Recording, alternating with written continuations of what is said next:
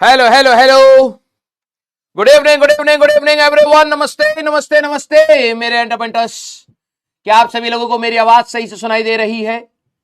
Good evening good evening good evening. आ जाओ भैया, आ जाओ आ जाओ आ जाओ। यस यस यस, नमस्ते नमस्ते नमस्ते। Good evening good evening good evening. Love you all love you all love you all. जय श्री कृष्ण, राधे राधे, राम राम भाई सारे ने। जल्दी से आज की क्लास में। मेरा नाम है राजू सिंह और मैं आप सभी का स्वागत करता हूं बेटा लक्ष्य जी 2026 मेरे ऑप्टिक्स एंड ऑप्टिकल इंस्ट्रूमेंट का लेक्चर नंबर 5 आज हमें करना है। और आज हम लोग अपने जाएंगे स्फेरिकल मिरर्स वाले पार्ट पर। बहुत इंटरेस्टिंग वाला पार्ट है और उसके बाद धड़ाधड़ सवाल ही सवाल है। अच्छा, एक होमवर्क भी दिया था आप लोगों को, ठीक है? तो यहां से हमारे सवाल स्टार्ट होते जाएंगे, ठै ठै ठै ठै ठै ठै ठै ठै ठै ठै ठै ठै ठै ठै ठै। फिर उसके बाद ये आपके जो एडवांस में आए हुए सवाल है, एक ये वाला है, एक ये वाला है। ऑल्दो लेंसेज का भी एक पार्ट है और इतना 10वीं क्लास में तुम लोगों ने पढ़ रखा होगा तो इतना हम लोग यूज कर सकते हैं। और ये 3 आपके एडवांस के क्वेश्चंस इस रीसेंट ईयर्स में इस वाले पार्ट से आए हैं, ठीक है? तो आज हमें करना है स्फेरिकल मिरर था। Question on field of view, वो हमारे जो 2 सवाल रह गए थे। स्फेरिकल मिरर करेंगे, रे डायग्राम्स के बारे में बात करेंगे, मैग्निफिकेशन एंड वेलोसिटी। मैग्निफिकेशन आज मोस्ट प्रोबेबली, हाँ, थ्योरी वाला पार्ट हम लोग खत्म करेंगे। कल और परसों बहुत सारे सवाल हमें लगाने। Very good very good very good. हाँ, आइए आइए आइए, नमस्ते नमस्ते नमस्ते। हाँ सर, 10वीं क्लास वेस्टेड है। कितने बच्चे खत्म है भाई? हाँ भाई, वो वाला सिमुलेशन मैंने बहुत ढूंढा, मिला नहीं, लेकिन थोड़ा सा दिमाग खुद से लगा लेना। और ये यस, अच्छा 10th बर्बाद है। एक्चुअली में तुम बर्बाद, तुम जहां जा रहे हो वहां से बर्बादी ही कर रहे हो, ठीक है? यस, हाँ, आ जाओ भाई। Very good very good very good. कई सारे बच्चों का 10th बर्बाद है, ठीक है? तो ये वाला सवाल फिर अब लेंसेज पढ़ाने के बाद क्यों करेंगे, यहीं पर कर लेंगे, मैं बता दूंगा उस समय। यार एक कॉन्वेक्स लेंस का फोकल लेंस से लाइट जाएगी और इतना भी नहीं आता है। ओहो, 10वीं क्लास में तो तुम टॉपर हुआ करते थे, सुनने में आया था। हाँ सर, 150% लाए हैं हम 100 में से। सारा भूल गए। ओहो, अच्छा अच्छा। एक्चुअली में प्रॉब्लम यही है तुम लोगों के साथ। चलिए कोई दिक्कत नहीं है, धीरे धीरे हम लोग इसको सिखाएंगे, ठीक है? आइए बेटा, जरा इस सवाल को एक बार डिस्कस करते हैं। हम लोग सीधे सवालों पर जाएंगे, मतलब अपने कंटेंट पर जाते हैं, ठीक है? हाँ, बस इस वीक और आपको मिल रहा है रिलैक्सेशन 4 बजे वाला, उसके बाद हमें एक्सटेंड करना पड़ेगा, ठीक है? हाँ, आ जाओ आ जाओ आ जाओ। हाँ, इतना ज्यादा परसेंटेज ला करके क्या कर रहे हैं? कुछ नहीं, बस थोड़ा सा इज्जत मिला था उस समय, उसके बाद से तो सर गाली ही खा रहे हैं। 2 साल हो गया है। यस, हाँ, आइए। तो an object is placed between 2 parallel plane mirrors, हमारे पास as shown. Position of the third image formed by mirror 2, कौन से वाले मिरर की वजह से? हमारे पास थर्ड इमेज की बात करनी है, ठीक है? और कौन से मिरर की? मिरर 2 की वजह से। Is the distance x from the object, then z is, अच्छा मतलब हमारे पास ये ऑब्जेक्ट x और y यहां पर है, हमारे पास मिरर 2 से थर्ड इमेज जो बन रही होगी वो मिरर 2 वाली, उसका डिस्टेंस बताना है। आ जाओ भैया, सवाल लगा ले। सवाल लगा लियो, सवाल लगा लियो। अब हमारे पास 2 प्लेन मिरर्स हैं बेटा, सारे बच्चे सीरियस, ठीक है? हमारे पास एक प्लेन मिरर यहां पर दे रखा है बेटा, और इसी प्रकार से एक प्लेन मिरर हमारे पास यहां दे रखा है, ठीक है? ऑब्जेक्ट हमारे लिए यहां पर किसी पॉइंट पर है ऑब्जेक्ट। सारे बच्चे जरा बताना कितनी इमेजेस हमारे पास यहां पर बन रही होंगी? सारे बच्चे, कितनी इमेजेस हमारे पास यहां पर बन रही होंगी? रॉन्ग ऑप्शन आ रहा है, ठीक है? हमारे पास image form by mirror is at a distance z from the object, then z is distance z, ठीक है? डिस्टेंस z से नापना है, चलिए जरा देखते हैं हम लोग, ठीक है? मतलब डिस्टेंस ऑब्जेक्ट से नापना है। तो मैंने कहा था भाई इसके लिए करना क्या होता है सर? इनफाइनाइट इमेजेस बनती हैं जब भी हमारे पास प्लेन मिरर्स को ऐसे हम लोग रख देते हैं, राइट? Infinite images. तो चलिए कैसे कैसे स्टार्ट करेंगे सर? एक बार इधर खड़े होके आप इमेज बनाओगे तो एक ऑब्जेक्ट है तो एक इमेज यहां बनेगी। मैंने कहा दिस, ये मिरर 2 है, ठीक है? This is mirror 1। ध्यान से देखना, हमारे पास मिरर 1 एंड मिरर 2। सिमिलर सवाल आपको, सिमिलर क्वेश्चन आपको अपना जेई में भी मिलेगा अगर आप अपने, अच्छा कितने बच्चों ने इसके पीवाईक्यूज देखे हैं? कितने हैं सारे बच्चे? हाँ, ऑब्जेक्ट से डिस्टेंस बताना है, ठीक है? जरा एक बात बताओ, कितने बच्चों ने इसके पीवाईक्यूज खोल करके देखे हैं कि कितने पीवाईक्यूज हैं इसके? हाँ, जरा देखिए कितने बच्चे हैं हमारे पास जो ये काम भी कर रहे हैं। अंदाजा आपको पता है? नहीं, ओहो, यही नहीं पता। हाँ हाँ, क्योंकि देखो हर किताब में अलग अलग हो सकते हैं, कुछ किताबें हो सकता है 2019 के बाद वाले आपके पीवाईक्यूज हों, कुछ लास्ट 10 ईयर्स के होंगे। अप्रोक्सीमेटली अगर आप देखेंगे लास्ट 10-15 ईयर्स के, हाँ 300 के अराउंड क्वेश्चन है, 300 अप्रोक्सीमेटली, कम भी है, ठीक है। अगर आप कुछ ईयर्स को अगर हटा देंगे तो आप ये मानिए 250 क्वेश्चन तो आपके सवाल एग्जाम में आ चुके हैं। हाँ 250 से 300 क्वेश्चन तो एग्जाम में आ चुके हैं। अब आप समझ सकते हैं एक चैप्टर का कितना भयंकर वेटेज है। यस, हाँ 7 करोड़ ना हाँ, तो आप और देखना, जब एक बार हमारे जो कंसेप्ट क्लियर हम लोग कवर करते जाएंगे, उसके बाद अगर आप देखोगे तो वो सारे कंसेप्ट हम लोग क्लास में डिस्कस करते जा रहे हैं। हाँ, तो अब आपको जब, हाँ यही चीज मैं इसलिए बता रहा था कि आपके पास एक पीवाईक्यू की किताब और एक एटलीस्ट होनी बहुत जरूरी है, क्योंकि आप एनालाइज कर पाएंगे। और दूसरी चीज, जब आपको इस बार दिवाली की छुट्टी मिलेगी, आपका सिर्फ टारगेट क्या होना है, 12th वाले पार्ट में सिर्फ रे ऑप्टिक्स का टारगेट होना है, क्योंकि ये बहुत बड़ा चैप्टर है, बहुत अच्छा खासा वेटेज है, लिमिटेड थ्योरी के साथ आप बहुत सारे सवाल लगा सकते हैं, ठीक है। हाँ, अराउंड आपको 200 के आसपास, 168 या 17, मैं अभी क्वेश्चंस निकाल रहा था, तो अराउंड 170-180 तो आई थिंक जेईई मेंस के ही पीवाईक्यूज है, और 120 के आसपास आपके, वो 300 के आसपास आपके क्वेश्चन है जो आपको अपनी दिवाली में करने हैं, और जितना भी हम लोग दिवाली से पहले निपटा सके। Clear? Yes.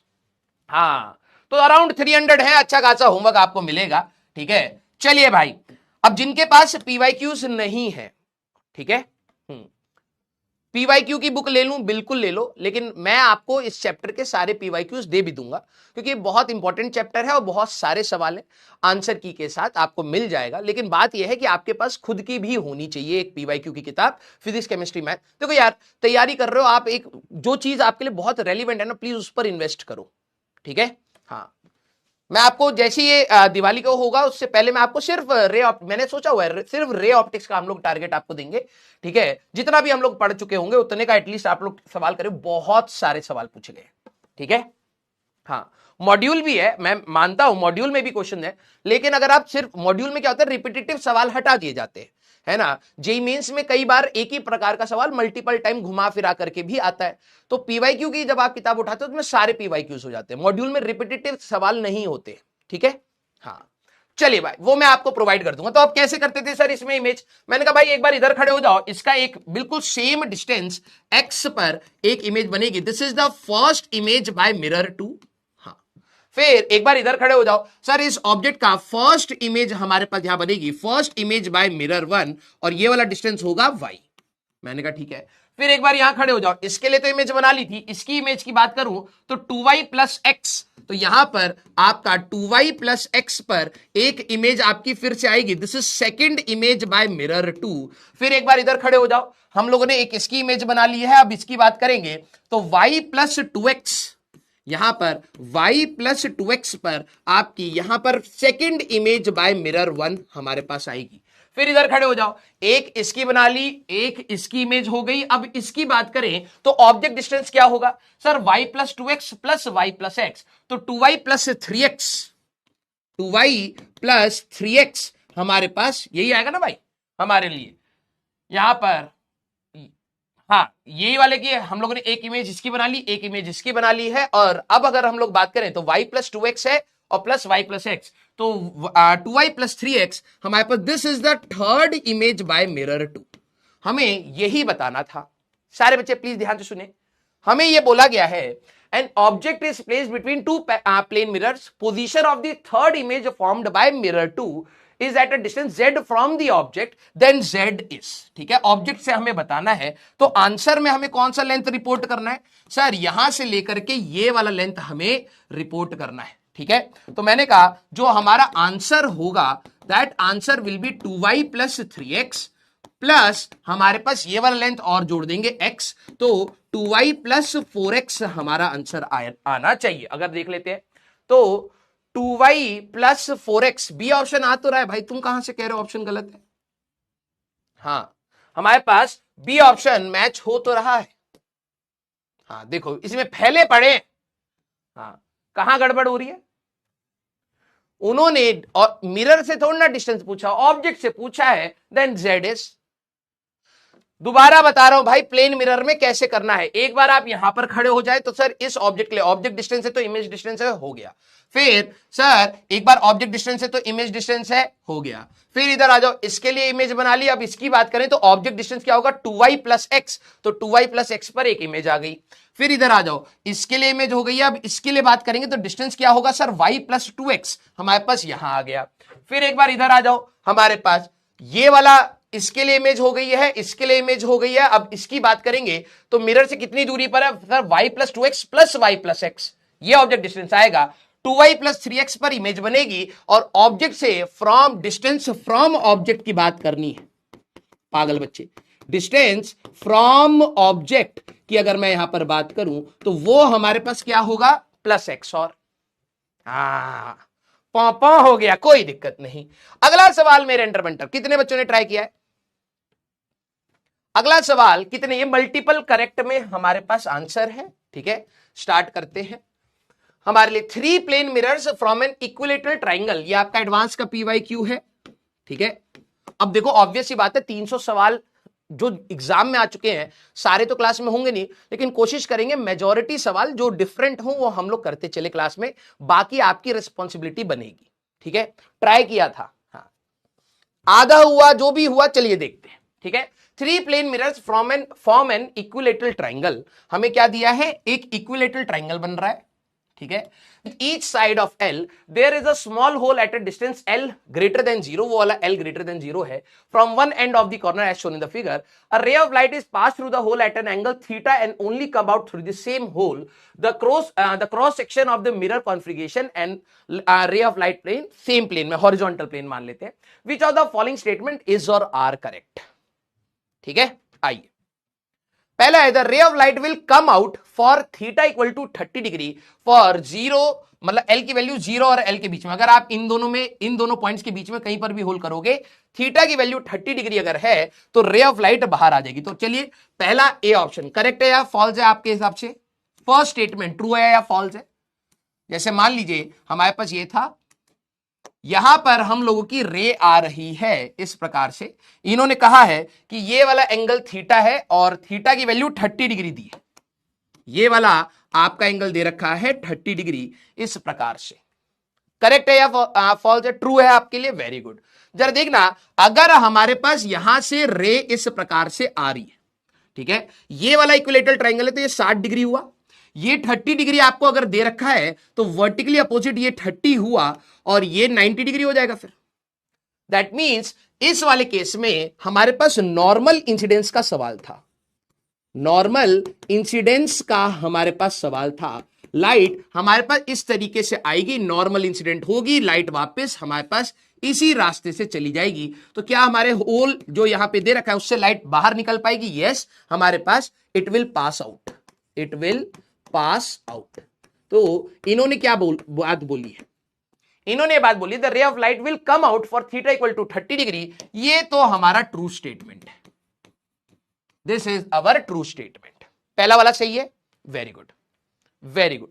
Second, there is an angle for L is equal to L by 2। अगर मान लो कि हम लोगों ने ये जो यहां पे ड्रिल कर रखा है वो बिल्कुल सेंटर में कर रखा है, L equal to L by 2, at which एक ऐसा एंगल है, इन्होंने क्या बोला, एक ऐसा एंगल है eight which the ray of light will come out after 2 reflection, 2 reflection के बाद लाइट वापस आ जाएगी। तो चलिए बी ऑप्शन के बारे में बात करते हैं।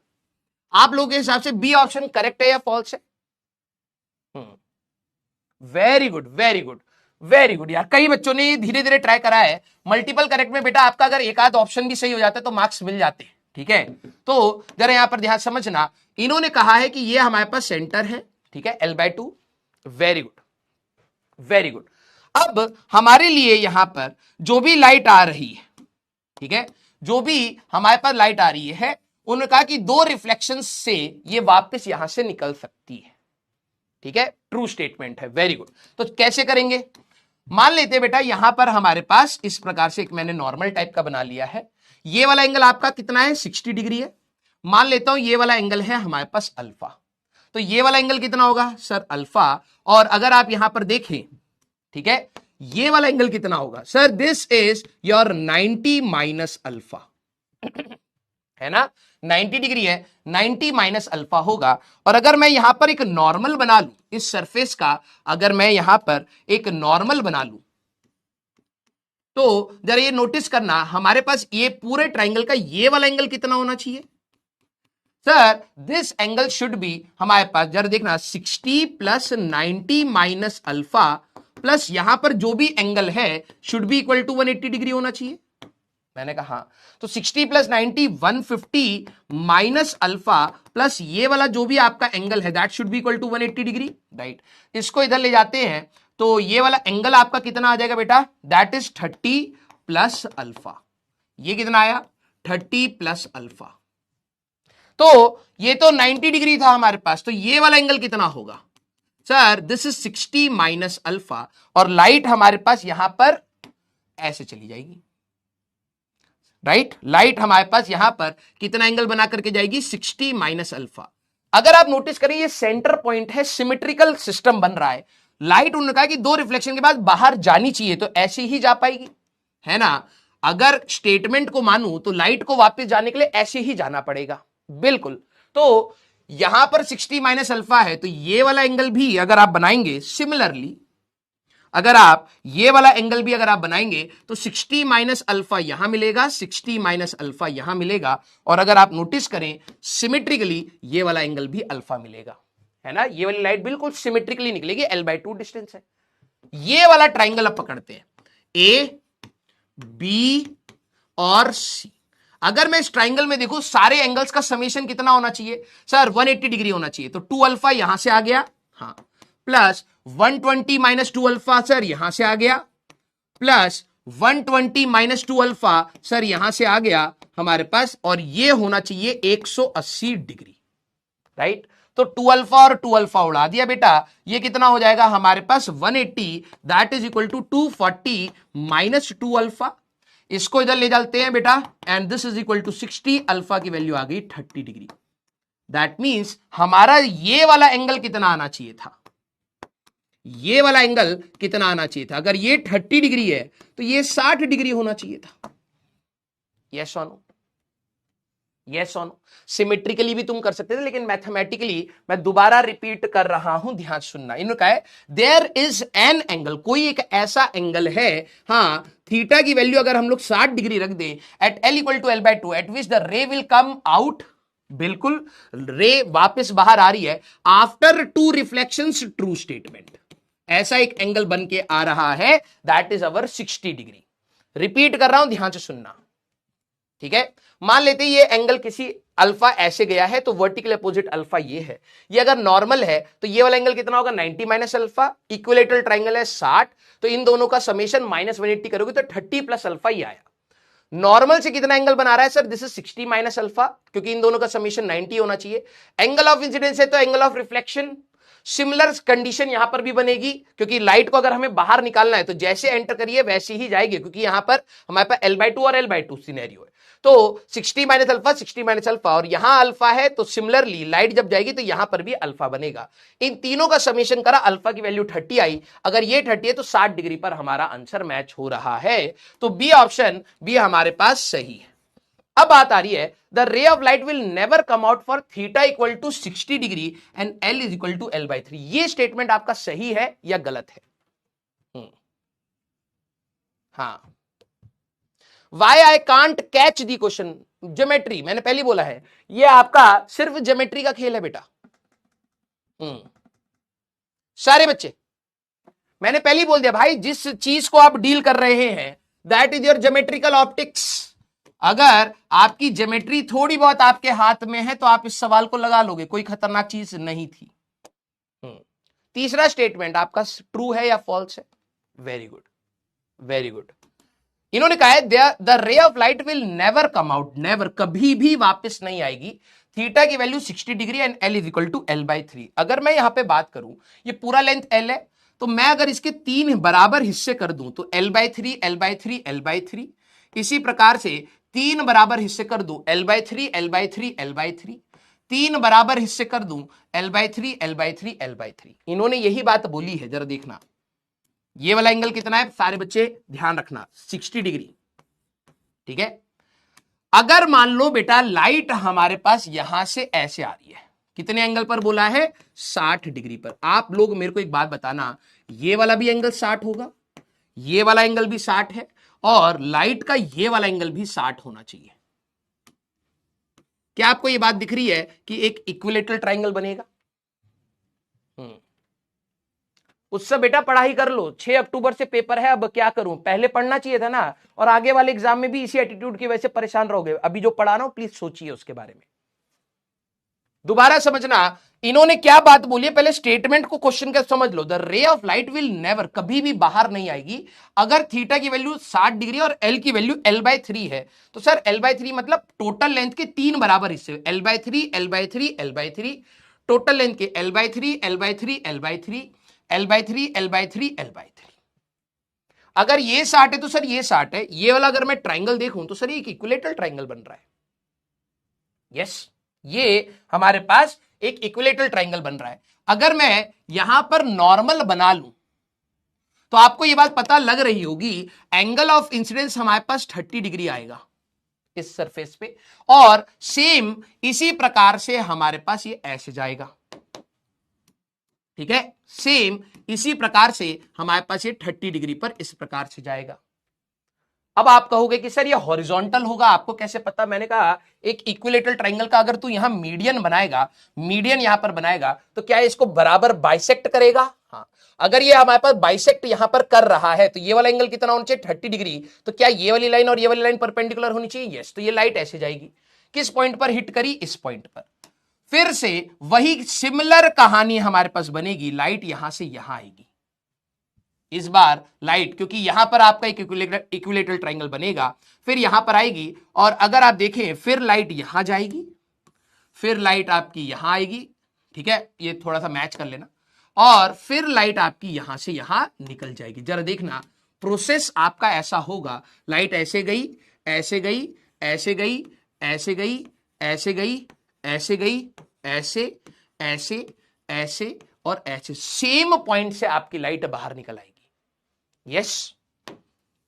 तो इन्होंने कहा था अगर ये लेंथ l/3 है और 60 डिग्री का केस है तो लाइट कभी बाहर नहीं आ पाएगी। The ray of light will never come out when theta equal to 60 degree और l is equal to l/3। तो this is a false statement, light बाहर आ रही है,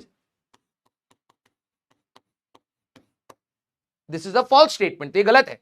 the ray of light will come out for theta equal to 60 degree and l is equal to less than l/2, इससे कम है, after 6 reflection. पिछला case ही अगर हम लोग देख लें तो हमारे पास जो ये लेंथ है वो l/2 से कम है। हाँ, तो कितने रिफ्लेक्शन हो रहे हैं, जरा इसको गिना जाए।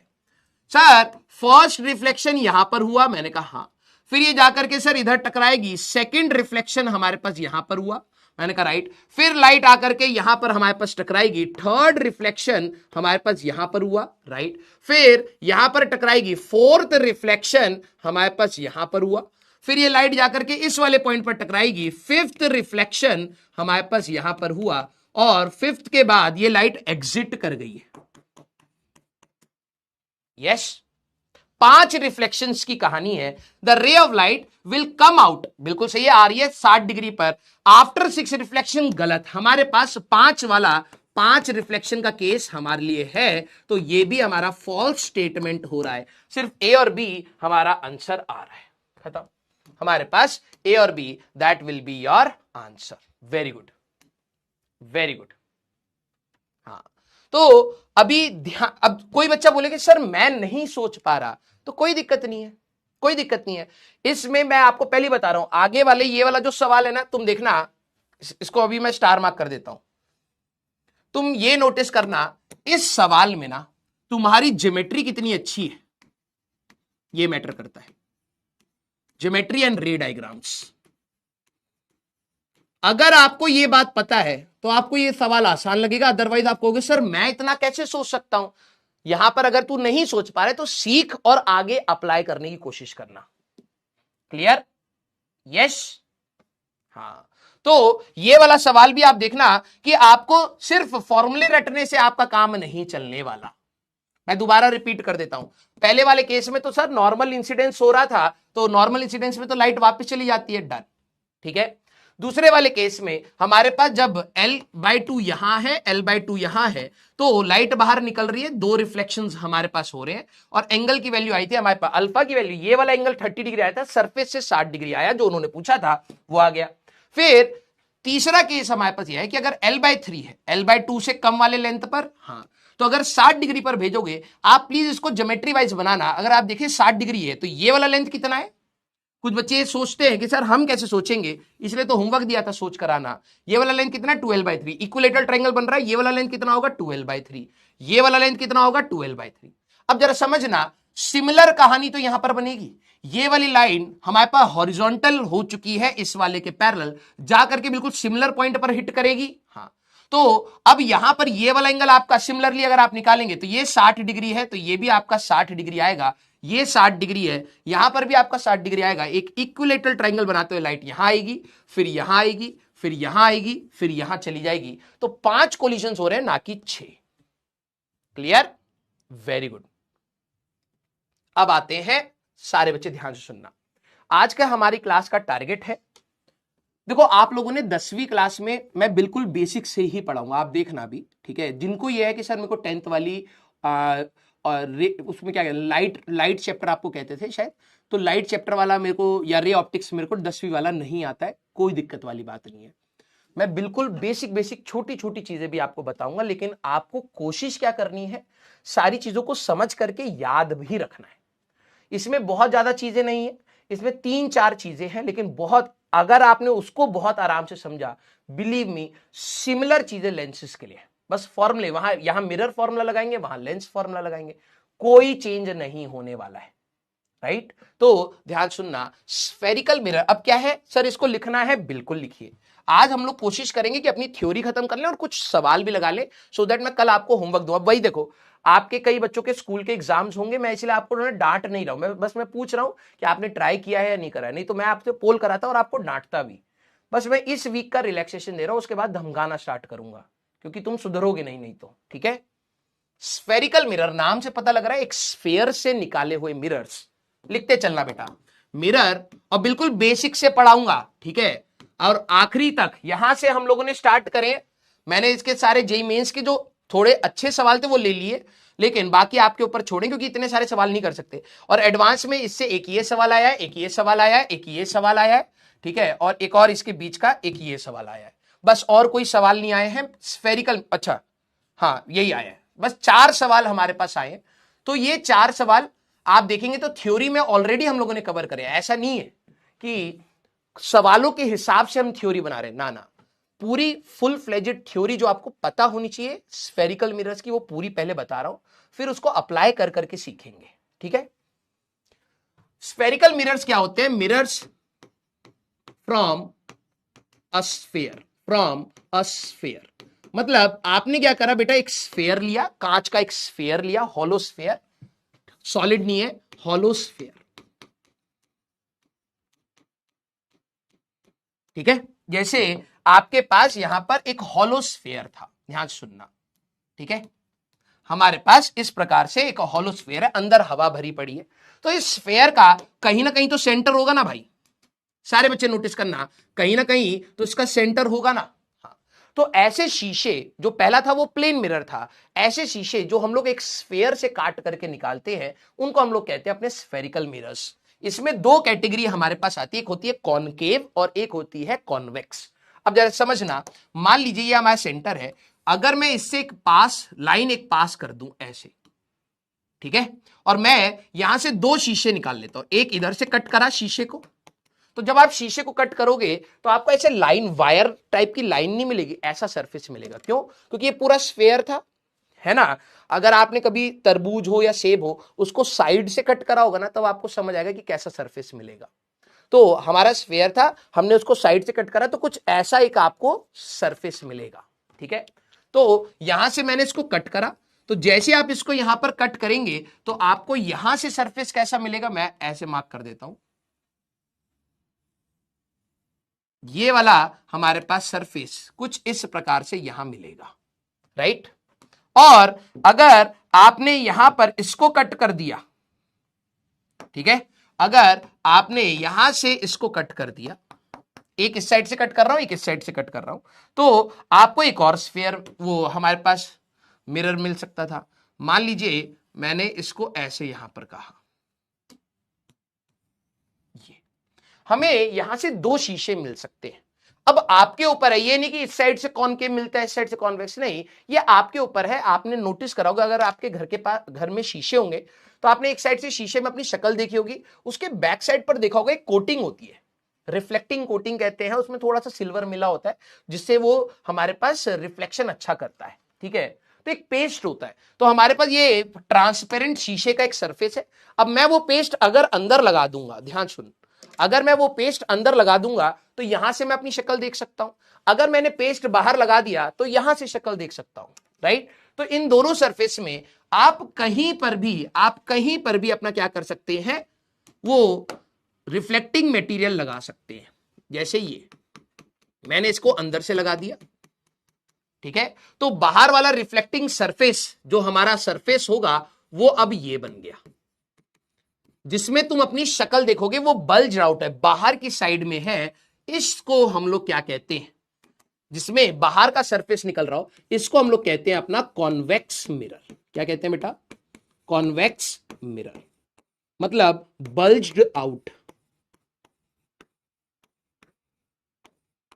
बाहर की साइड ना, थोड़ा सा बाहर की साइड ऐसे, अगर उस ऐसे मिरर्स को आप टच करोगे ना, आपको लगेगा ये बाहर की साइड ना थोड़ा सा कर्व टाइप का है, जिसमें आप शक्ल देख रहे हो, अगर आप देखोगे तो वो बाहर की साइड बल्ज्ड आउट है। इसको हम लोग अपना कहते हैं कॉन्वेक्स मिरर। अब मैंने इस वाले को क्या करा, इस वाले को बाहर की साइड से मटेरियल लगा दिया, तो रिफ्लेक्टिंग सरफेस कौन सा बन जाएगा, ये वाला आपका रिफ्लेक्टिंग सरफेस हो जाएगा।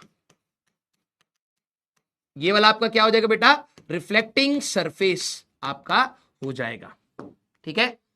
जरा नोटिस करना, ये आपका रिफ्लेक्टिंग सरफेस हो जाएगा, मतलब आप शक्ल ऐसे में देखोगे, यहां मटेरियल लगा दिया, अब अंदर से हम लोग शक्ल देख रहे हैं, क्लियर। अब बात है, जो आपका सरफेस है वो अंदर की साइड है, जैसे गुफा होती है, केव है ना, वैसे ही तो इसका हम लोगों ने नाम जो रखा है, this is called concave mirror. इसको हम लोग क्या कहते हैं बेटा, concave mirror.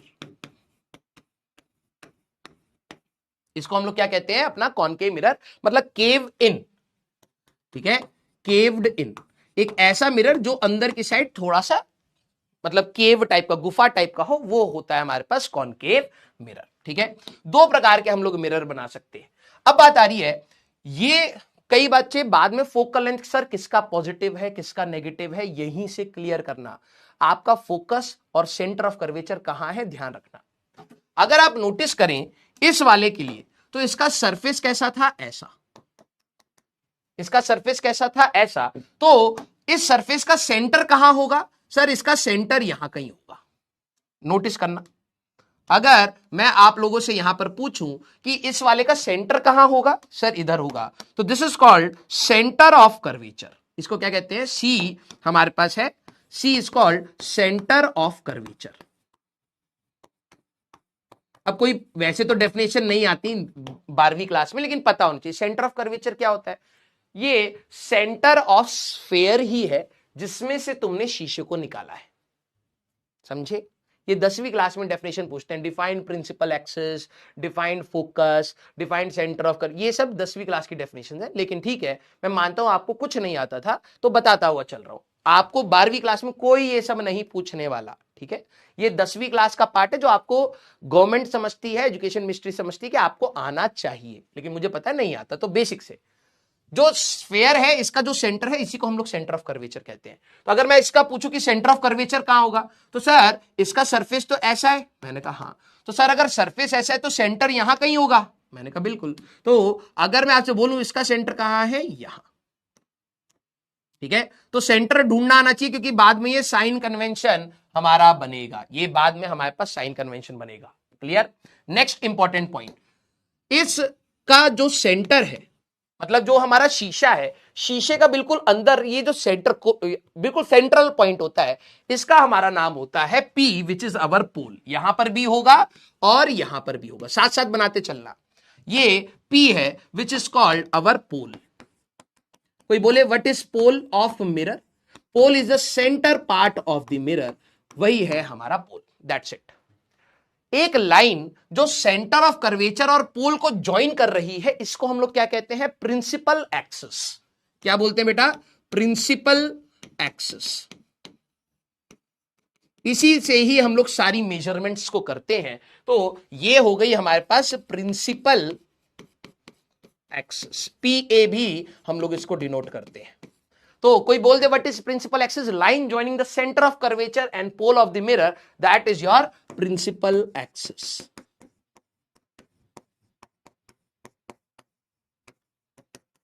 That is your principal axis. अब जैसे हमारा ये शीशा है, इसका एक पॉइंट ऊपर होगा, एक पॉइंट नीचे होगा। जैसे अगर प्लेन मिरर होता तो प्लेन मिरर का एक पॉइंट ऊपर होता, एक पॉइंट नीचे होता, हाँ या ना? ये वाली length, this is called aperture. क्या बोलते हैं इसको? अपर्चर। जैसे मेरे पास शीशा है, तो शीशे का ये वाला लेंथ हमारे पास कितना होगा, ये वाला लेंथ कितना होगा, दिस इज कॉल्ड अपर्चर। इसको अगर आपको कोई बोले ए और बी, ठीक है, यहां पर आपका है ए और बी, तो ए बी लेंथ जो ये वाला लेंथ है, दिस इज कॉल्ड अपर्चर। ठीक है, ए बी लेंथ अगर मैं यहां पर बात कर दूं, ठीक है, A B length, this is called aperture of mirror. Aperture of mirror, इसको डायामीटर भी बोलते हैं, डायामीटर ऑफ मिरर। अब कई बच्चे कंफ्यूज हो जाते हैं, सर डायामीटर तो ये होगा, अपर्चर ये वाला लेंथ हमारे पास इसके बराबर थोड़ा ना होगा। ना ना ना, ये डायामीटर ऑफ दिस स्फीयर है, राइट। हमारे पास अगर इस स्फीयर की बात करूं तो ये डायामीटर है, और अगर इसकी बात करूं तो ये एक सर्कुलर क्रॉस सेक्शन आएगा। कहने का मतलब, अगर मान लीजिए मेरे पास एक स्फीयर है, इसमें से अगर मैं इसका एक हिस्सा यहां से कट करूंगा तो कैसा क्रॉस सेक्शन आएगा? सर हमारा जो क्रॉस सेक्शन आएगा वो सर्कुलर आएगा, है ना। तो अगर मैं इसके इस वाले सर्कुलर क्रॉस सेक्शन का ये जो डायामीटर निकालूंगा, ये जो diameter, this is called aperture. Clear? तो कई किताबों में लिखा होता है aperture is the diameter of the mirror. तो बच्चे कंफ्यूज करते हैं, सर डायामीटर तो ये था, वो स्फेरिकल सरफेस का डायामीटर है। जो शीशा होगा इसका एक सर्कुलर क्रॉस सेक्शन आएगा, उसके इस डायामीटर को ही हम लोग अपना क्या कहते हैं? अपर्चर कह रहे होते हैं। क्लियर सारे बच्चे? थम्स अप करना, क्योंकि यहां पर 10वीं क्लास की बात, हाँ 10वीं क्लास की बात है, प्लीज सारे बच्चे थम्स अप करेंगे। अभी मैं बिल्कुल बेसिक से ही स्टार्ट करूंगा, ये 10वीं क्लास की बात है, इसमें बच्चे ज्ञानी ना बने, इसलिए मैंने कौन सा पोल दे दिया मेरे को यही नहीं पता है, थम्स अप आएगा या नहीं आएगा। चलो देख लेते हैं, कोई दिक्कत नहीं, लिखो लिखो तब तक तुम, ठीक है। हाँ वोट वाला ही है, हाँ आ गया यहां पर, ठीक है। इसके बाद अब हमें बात करनी है फोकस। आप लोगों ने ये टर्म सुना होगा कि फोकल लेंथ एंड फोकस हमारे पास वो क्या होता है, उसके बारे में अब हम लोग बात करेंगे। उससे पहले एक टर्म हमारे लिए इंपॉर्टेंट है, पैराएक्सियल रेस, ठीक है, एंड स्मॉल एपर्चर। हमारी आगे चल के जितनी भी डेरिवेशन होंगी, यहां मिरर फॉर्मूले की डेरिवेशन आपको याद नहीं करनी है, मैग्निफिकेशन की याद नहीं करनी है, आपको याद करनी है लेंसेज की, ठीक है। लेंसेज वाले पार्ट की हमारी डेरिवेशन सिलेबस में है, वो हम लोग वहां पे डिराइव भी करेंगे। अभी रिजल्ट को याद करना है, 10वीं क्लास का पार्ट है, ठीक है हमारे पास। वेरी गुड, चलिए भाई नेक्स्ट इंपॉर्टेंट पॉइंट, हमारे पास दो टर्म्स आते हैं, one is called paraxial rays and marginal rays, या पैराएक्सियल रेस, पहले इसी को समझ लो, ठीक है। पैराएक्सियल रेस ये हमारे सिलेबस का एक बहुत बड़ा मतलब डिसाइडिंग फैक्टर है, ठीक है। हमारी जितनी भी आपको ज्योमेट्रिकल ऑप्टिक्स में पढ़ाने जा रहा हूं, पूरी ऑप्टिक्स ये इन रेस के बारे में बात होगी। कहने का मतलब, अगर आप अपना कोई भी मिरर ले लें, जैसे मान लीजिए कि मेरे पास एक ये है कॉनकेव मिरर, मेरे पास क्या है, ये एक कॉनकेव मिरर, तो इसका पोल और सेंटर को ज्वाइन करेंगे तो सब प्रिंसिपल एक्सिस आ गई। अगर कोई भी आपका ऑब्जेक्ट होगा तो उस पर से लाइट आ रही होंगी लाइक दिस, लाइट आ रही होंगी लाइक दिस, लाइट आ रही होंगी लाइक दिस, लाइट आ रही होंगी लाइक दिस, लाइट आ रही होंगी लाइक दिस, बहुत सारी लाइट आ रही है ऑब्जेक्ट से एक शीशे पर। हाँ, तो पैराएक्सियल रेस क्या होती हैं? Rays which are very close to, rays which are, लिखना है ये सब कुछ, which are very close to principal axis. ऐसी रेस जो प्रिंसिपल एक्सिस के बिल्कुल पास है, उनको हम लोग क्या कहते हैं? Paraxial rays. और जो दूर होती है उनको हम कहते हैं मार्जिनल रेस, ठीक है हमारे पास। जो बिल्कुल क्लोज है, जैसे अगर मैं यहां पर बात करूं, इसमें ये वाली जो रेज होंगी, this are called paraxial rays, और जो प्रिंसिपल एक्सिस से दूर होती हैं, these are called marginal rays. Marginal rays, ये टर्म्स इंपॉर्टेंट है इसीलिए बता रहा हूं बेटा, these are called marginal rays. हमारी जितनी भी थ्योरी आप लोगों ने 1/f is equal to 1/v plus 1/u, 1/f is equal to 1/v minus 1, जो भी आप पढ़ने वाले हैं वो किसके लिए है? हमारा पूरा सिलेबस इसी के लिए ही डिफाइंड है, पहली बता रहा हूं, ठीक है? क्यों किया गया है वो भी मैं बताऊंगा, लेकिन हमारे सिलेबस में अगर आप देखें तो हमारे सिलेबस में ओनली पैराएक्सियल रेस के बारे में ही है। मार्जिनल रेस की हमें कोई मतलब एनालिसिस है नहीं, दिस इज कॉल्ड एब्रेशंस। तो एडवांस के लिए हम लोग अलग से कर सकते हैं कि अगर मार्जिनल रेस होंगी तो क्या इंपैक्ट आएगा, बट अगर मैं बात बोलूं, हमारा सारा सिलेबस पैराएक्सियल रेस के बारे में है। मार्जिनल रेस वो है जो हमारे पास दूर है। बेनिफिट क्या है सर, हम ऐसा क्यों कर रहे हैं? बेनिफिट हमारे पास यहां पर क्या है? एक्चुअली में हमारे को, जब हम जिन बच्चों ने रे ऑप्टिक्स पढ़ा होगा तो उन्होंने देखा होगा डेरिवेशन में tan आई, sin आई, cos आई, हमें ट्रिग्नोमेट्री लगानी पड़ती है। एक्चुअली में जितना एंगल हमारे पास, जरा ये देखना, इसका मैं एक बड़ा रूप बना रहा हूं, ये बनाने की जरूरत नहीं है। मान लीजिए मेरे पास इस टाइप से एक मिरर था, ठीक है? जो भी रेज हमारे पास यहां पर आएंगी, जो भी रेज पैरेक्सियल रेज होंगी, बिल्कुल पास में होंगी, थोड़ा दूर बना देता हूं ऐसे, तो नॉर्मल कहां से बनाओगे सर? नॉर्मल तो सर हमेशा सेंटर से बनेगा, है ना? नॉर्मल हमारा हमेशा सेंटर से बनेगा ऐसे। जितनी रेज हमारे पास में होंगी, उनका ये angle of incidence that will be very small. समझ पा रहे हो? जो रेज हमारे पास दूर आ रही है, जो हमारे पास रेज यहां से दूर से आ रही है, मार्जिनल रेज, अगर आप यहां पर उनके लिए एंगल ऑफ इंसिडेंस देखोगे तो वो बड़ा आएगा, राइट? एक्चुअली में पैरेक्सियल रेस लेने का बेनिफिट ये होता है बेटा कि हम लोग अपनी स्मॉल एंगल अप्रोक्सीमेशंस लगाएंगे आगे जहां पर भी हमें जरूरत पड़ेगी। तो जितनी रेज पास में आएंगी तो आपका एंगल ऑफ इंसिडेंस बहुत स्मॉल है, तो tan आई को आप आई लिख सकते हैं। जिन बच्चों ने करा भी है ना डेरिवेशन, उनको याद आ रहा होगा कि हाँ यार टीचर कुछ tan आई निकालता था, फिर उसको एंगल आई लिख देता था, sin आई को आई लिख सकता था, यस, cos आई अगर एंगल छोटा है तो 1 लिख लेता था। तो ये हमें बेनिफिट मिलता है। तो हमारे बिल्कुल बेसिक वाली अगर हम लोग अपने रे ऑप्टिक्स की बात करें तो हम लोगों ने अपने इस चीज को, पैरेक्सियल रेस को इसलिए माना है क्योंकि हमारे पास angle of incidence and angle of reflection will be small, hence small angle approximations are valid, hence small angle approximations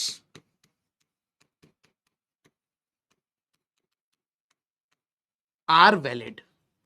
ये हमें आसानी देता है। मार्जिनल रेस के लिए आप स्मॉल एंगल अप्रोक्सीमेशन नहीं लगा पाओगे। स्मॉल एंगल अप्रोक्सीमेशन क्या है? साइन ऑफ थीटा को हम लोग आगे चल के थीटा लिख लेंगे, कॉस ऑफ थीटा को हम लोग आगे चल के 1 लिख लेंगे, और टेन ऑफ थीटा को हम लोग आगे चल के थीटा लिख लेंगे। These are small angle approximations. ये हमें मदद करेगा।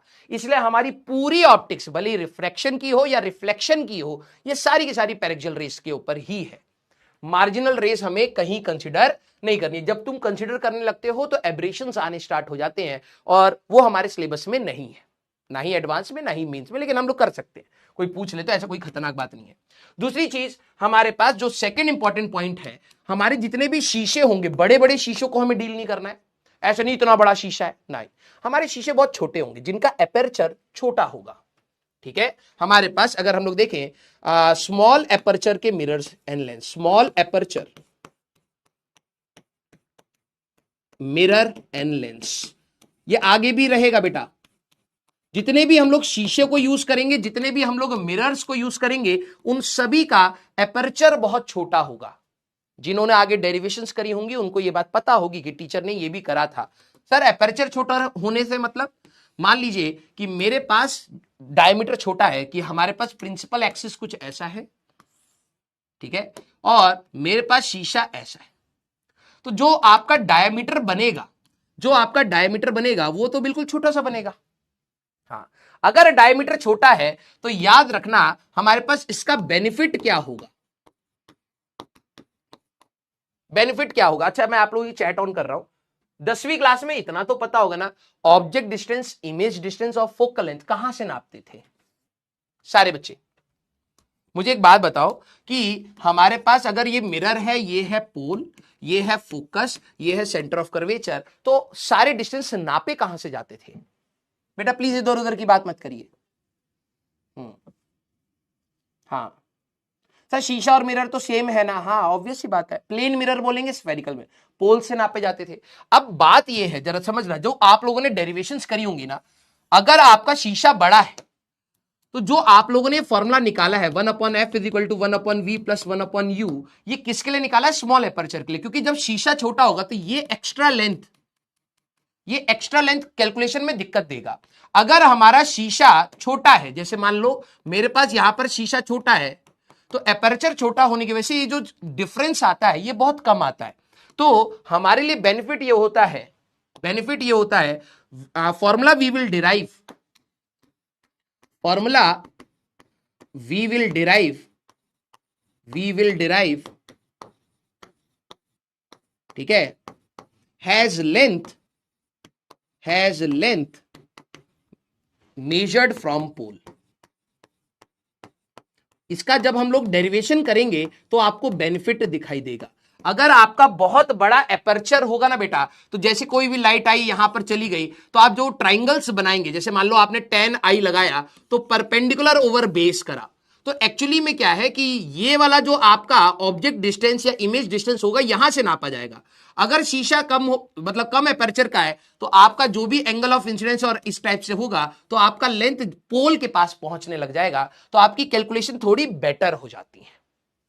ठीक है, ध्यान सुनना, ये आपको डेरिवेशंस में ज्यादा इंपैक्ट होगा। लेकिन आपसे कोई पूछे कि हमारी जितनी भी रे ऑप्टिक्स आप पढ़ रहे हैं, ज्योमेट्रिकल ऑप्टिक्स आप पढ़ रहे हैं, उसमें दो मेजर कंडीशंस क्या है। पहली कंडीशन यह है कि हम सारी रेज पेरेक्सियल को कंसीडर कर रहे हैं, जिसमें हम लोग स्मॉल एंगल अप्रोक्सीमेशंस लगा सकते हैं, और जितने भी शीशे हैं हमारे बड़े बड़े शीशे नहीं है, छोटे छोटे शीशे हैं, थ्योरेटिकल, राइट, जिसका हमारे पास ये जो डायमीटर है ये बहुत छोटा है। उससे फायदा क्या होता है कि हमारा पोल ऑलमोस्ट इसी पॉइंट पर आ जाता है, तो ये बहुत बड़ा गैप नहीं होता है। तो आगे जब डेरिवेशंस करेंगे तो आपको इसका बेनिफिट मिलेगा। Next point, focus and focal length. Focus and focal length, अब जरा ध्यान सुनना। फोकस हमारे पास क्या होता है, अगर आप लोगों ने 10वीं क्लास में पढ़ा हो तो दिस इज हमारे पास बेसिकली r/2, एक ऐसा पॉइंट, अब इसकी डेफिनेशन भी लिख लेंगे।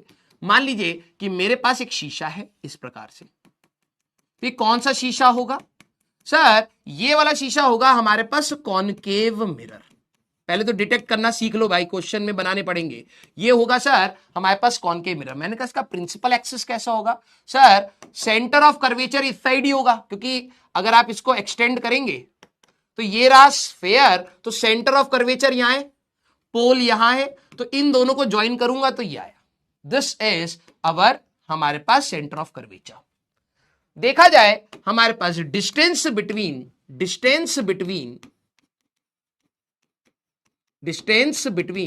पोल and C, P and C, ये तो रेडियस ऑफ द स्फेयर ही तो होगा, हाँ या ना?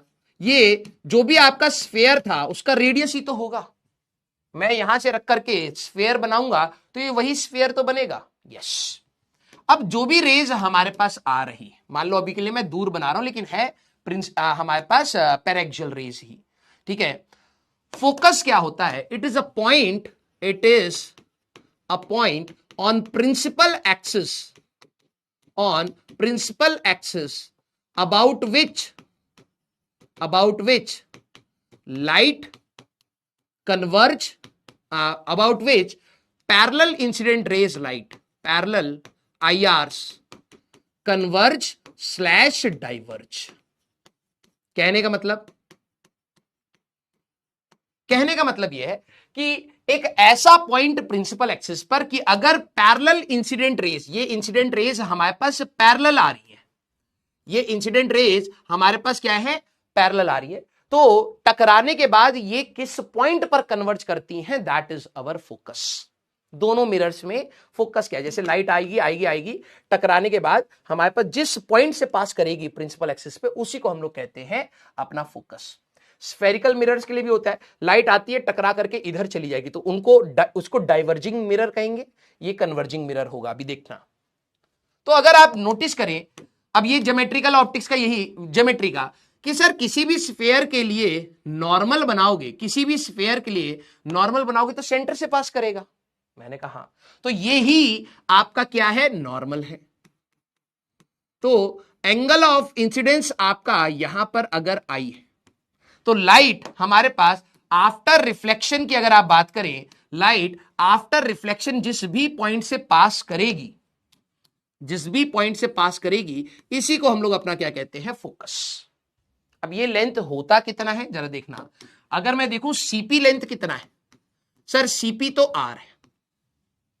अगर मैं यहां पर बात करूं तो ये एंगल आई है, तो ये वाला एंगल भी हमारे पास आई होगा, ऑल्टरनेट अपोजिट, दोनों पैरेलल है, ठीक है, ऑल्टरनेट अपोजिट। और अगर मैं यहां से एक परपेंडिकुलर ड्रॉप कर दूं, ठीक है, परपेंडिकुलर बाइसेक्टर यहां पर ड्रॉप कर दूं, तो ये वाला लेंथ कितना, ये भी आर है ना बेटा, हाँ, तो ये कितना होगा सर r/2, ये परपेंडिकुलर है।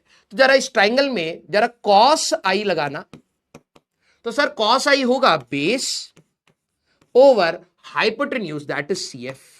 तो CF कितना आएगा बेटा, sir that is r/2 cos I। तो फोकल लेंथ कितना होता है, ध्यान सुनना, focal length is the distance between pole and focus, distance between pole and focus.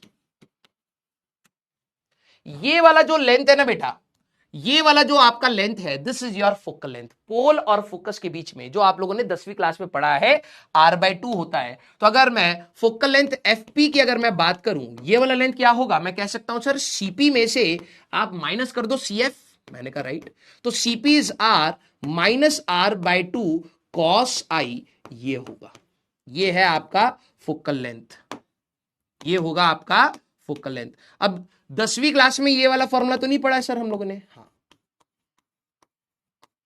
Focal length का एक्चुअल फॉर्मूला क्या है, ये r minus r/2 cos I। दोबारा रिपीट कर रहा हूं, अब प्रॉब्लम पता है क्या है, मैं चाहता हूं कि आप ज्योमेट्री को थोड़ा सा होल्ड में रखिए। पैरेलल इंसिडेंट रेज जब भी रिफ्लेक्शन होने के बाद जहां से पास करेंगे दैट इज फोकस, और फोकल लेंथ होता है ये वाला length, this is your focal length. तो अगर मेरे को ये निकालना है, ये टोटल लेंथ कितना है, r है, ये टोटल लेंथ कितना है, r है, मैंने एक परपेंडिकुलर बाइसेक्टर यहां से ड्रॉप करा, तो ये वाला लेंथ कितना होगा सर, r/2 होगा, क्योंकि टोटल लेंथ r है। मैंने कहा इस ट्राइंगल में cos I लगा दूं तो सर बेस ओवर हाइपोटेन्यूज, तो r/2 डिवाइडेड बाय CF, तो CF आ गया r/2 cos I। तो ये वाला लेंथ कितना होगा सर, रेडियस में से ये हटा दो तो r minus r/2 cos I। अब याद करिए, इन आवर सिलेबस ये वाला फॉर्मूला जेईई मेंस में आ चुका है, ठीक है। इन आवर सिलेबस हमारे पास स्मॉल एंगल्स होंगे, पैरेक्सियल रेज लिख रहा हूं सीधे, हमारे पास ये पैरेक्सियल रेज है, तो cos I को आप क्या मान सकते हैं, 1। अगर आप cos I को 1 रखेंगे तो फोकल लेंथ कितना आता है बेटा, सर फोकल लेंथ आता है r माइनस r/2, यही आपको 10वीं क्लास में पढ़ाया था r/2। ये हर एंगल के लिए नहीं होता है, इसीलिए हम लोग इसको कहते हैं स्फेरिकल एब्रेशंस। बाद में जाकर के अगर आप अच्छे सवाल लगाओगे तो स्फेरिकल एब्रेशंस, जैसे जैसे रेज सेंटर के पास होंगी, जो रेज एक्सिस के पास होंगी, वो हमेशा एक ही पॉइंट से पास करेंगी, ठीक है। लेकिन जैसे जैसे आपका रेज दूर होते चली जाएंगी, इनका फोकस कहीं और हो जाएगा, तो एक रीजन बन जाता है फोकस का। इसमें जो इमेज शार्प बननी चाहिए थी वो थोड़ी सी डिस्टॉर्टेड टाइप की हो जाती है, इसको कहते हैं हम लोग एब्रेशंस। क्योंकि पैरेक्सियल रेज के लिए, सारी पैरेक्सियल रेज की अगर मैं रेंज की बात करूं, उनके लिए मैं ये अप्रोक्सीमेशन मान सकता हूं, cos I को 1 ले सकता हूं, तो हमारा फोकल लेंथ हमेशा क्या आएगा, r/2 आएगा। लेकिन जैसे जैसे आप प्रिंसिपल एक्सिस से दूर चले जाते हो तो दूर जाने में क्या होगा, अब आप इसको कॉसाई को 1 नहीं मान पाओगे, और अगर आप 1 नहीं मान पा रहे दैट मीन फोकल लेंथ अलग अलग आएगा, इस रे का फोकल लेंथ अलग होगा, इस रे का फोकल लेंथ अलग होगा, तो यहां पर फोकल लेंथ एक रीजन में बन जाता है।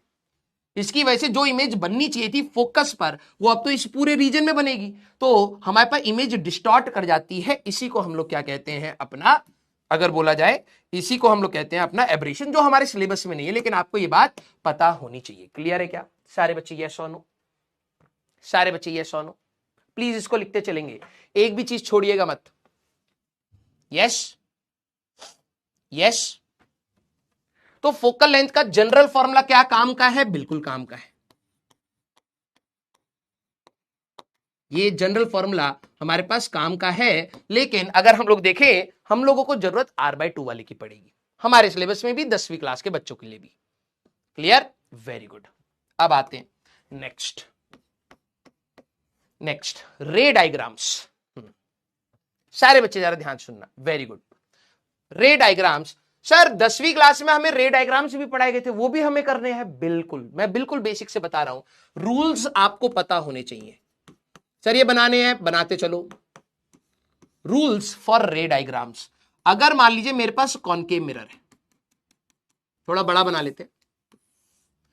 अगर हमारे पास कॉनकेव मिरर है, ये कोई आपसे लिखवाएगा नहीं right 2 rules for reflection on concave mirror, नहीं, ये हमें जरूरत पड़ सकती है। अगर ये कॉनकेव मिरर है, ध्यान सुनना, अगर हमारे पास ये कॉनकेव मिरर है तो जरा नोटिस करना, इसका सेंटर पोल कहां होगा? सर पोल ये रहा। मैंने कहा बहुत सही। इसका सेंटर कहां होगा? तो आपको क्या करना है? सर सर्कल तो ऐसा बन रहा है, स्फेयर तो ऐसा बन रहा है। मैंने कहा हाँ, तो सर सेंटर यहां कहीं होगा, तो ये है सेंटर। मैंने कहा बहुत सही। फोकस कहां होगा? सर इन दोनों के बिल्कुल बीच में आपको फोकस मिलेगा, मिड पॉइंट। क्योंकि हम लोग किसको कंसीडर कर रहे हैं? पेरेक्सियल रेस को कंसीडर कर रहे हैं, उसी के लिए फोकल लेंथ आता है r/2। याद रखना हमारे पास फॉर पेरेक्सियल रेस की अगर मैं बात करूं, पेरेक्सियल रेस, तो हमारे पास जो फोकल लेंथ आ रहा था f that is equal to r/2। ठीक है, अब हमारे पास रूल्स क्या क्या है, अब ये काम आएगा एडवांस के उसमें, तुम देखना जरा एक बार।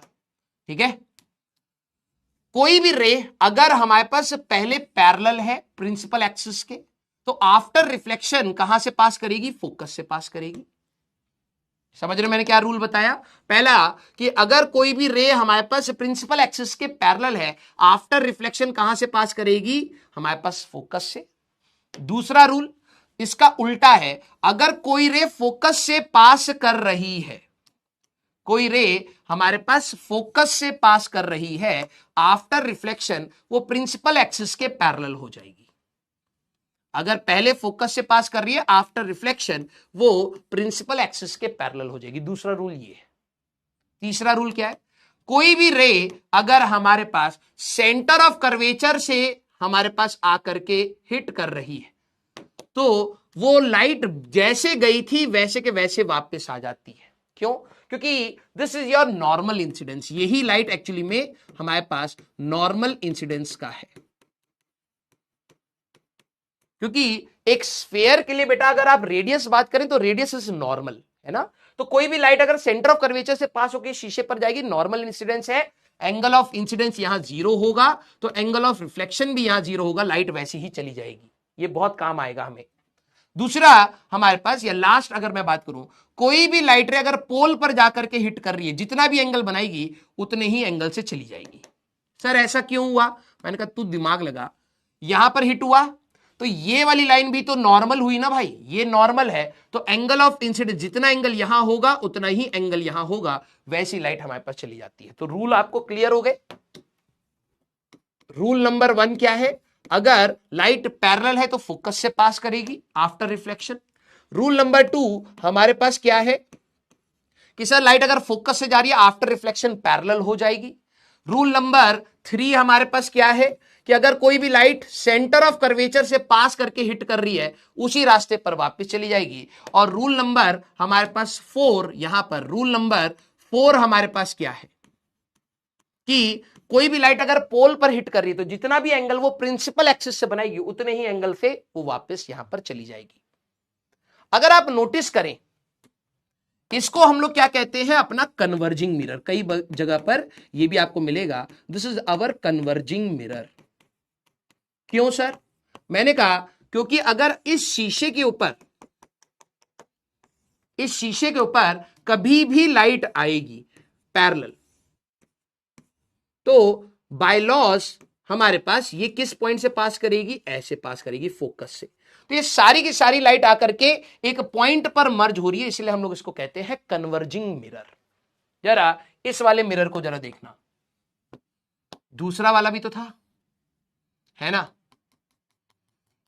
ये वाला जो शीशा है अगर हम लोग देखें तो this is our diverging mirror. उसका भी रीजन अभी आपको सारा समझ आएगा। इसको हम लोग क्या कहते हैं बेटा, अपना कॉन्वेक्स लेंस, वो कॉन्वेक्स मिरर, बल्जिंग आउट। रे डायग्राम्स भी इंपॉर्टेंट है, फोकल लेंथ पॉजिटिव नेगेटिव यहीं से समझ आएगा। अगर मैं बोलूं इसका सेंटर ऑफ कर्वेचर कहां होगा, कई बच्चे कहते हैं सर इधर होगा, रट के बैठे हैं गधे कहीं के। अरे भाई एक स्फेयर से निकाला है तो ये इसका स्फेयर होगा ना, जिसमें से तूने शीशा निकाला है, उसका सेंटर कहां होगा सर, ये रहा।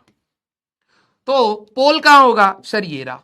ये रहा हमारा पोल, ये रहा हमारे पास सेंटर ऑफ कर्वेचर। मैंने कहा इनके बिल्कुल बीच में अपना फोकस होगा क्या? हाँ सर, क्योंकि हम पेरेक्सियल रेस को कंसीडर कर रहे हैं, फोकस हमेशा बीच में ही मिलेगा, r/2 पर ही हमें यहां पर मिल रहा होगा। अब जरा देखना इसके, अब हम लोग इसमें भी वही रूल्स लगेंगे। कोई भी रे अगर हमारे पास पैरेलल आ रही है, पैरेलल टू प्रिंसिपल एक्सिस, कोई बच्चा कहता है सर इधर नहीं होगा ऑब्जेक्ट, कैसी बात कर रहा है, कैसी बात कर रहा है? जब शीशे के सामने खड़ा होगा तभी तो तेरे को शक्ल दिखाई देगी, शीशे के पीछे थोड़ा शक्ल दिखाई देगी, गधे इंसान। अगर हमारे पास रेज आ रही है तो ये हमारे पास कुछ इस तरीके से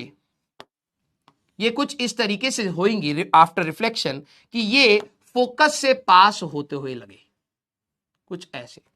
मतलब हमारे पास जो भी रेज यहां पर आ रही होंगी वो parallel raise after reflection passes through the focus. ठीक है, अगर कोई भी रे हमारे पास फोकस की तरफ से कुछ ऐसे आ रही है, फोकस की तरफ आ रही है ऐसे, अगर नोटिस करना, कोई भी रे अगर हमारे पास पहले ही फोकस की तरफ आ रही है तो आफ्टर रिफ्लेक्शन क्या हो जाएंगी सर, ये after reflection parallel to the principal axis हो जाएंगी।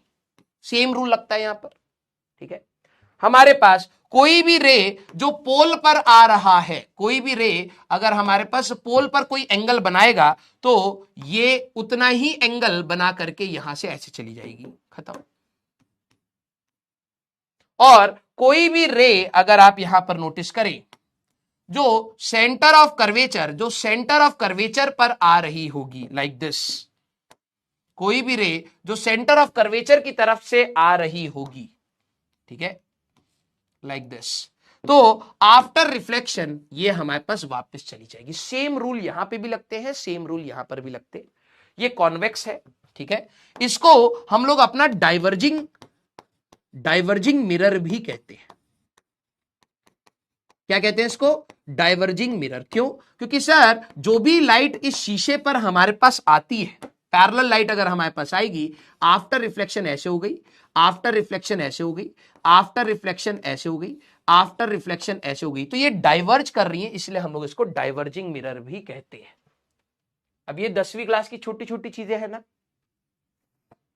सारे बच्चे इसको लिखिए।